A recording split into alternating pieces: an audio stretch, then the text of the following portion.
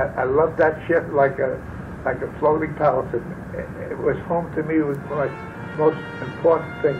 There never was a ship as beautiful as that Oklahoma. Really nice. That was Jerry Jarrett, who was serving in the Navy when in 1917 he was assigned to the Navy's newest battleship, the USS Oklahoma. In March 1914, the daughter of then-Governor Lee Cruz, Lorena, stood on a high scaffold in New York City and christened the newest of the U.S. battleships, the USS Oklahoma.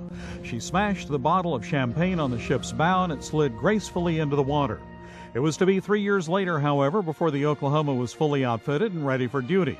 The USS Oklahoma, along with her sister ship, the USS Nevada, sported the latest in U.S. Navy technology.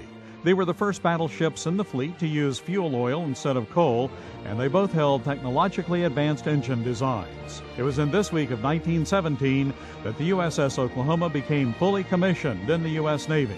Only a few months earlier, the Navy began assigning sailors to the ship. They were to be the commissioning crew. During World War I, the ship was held up for repairs and served on escort duty for only one Atlantic convoy.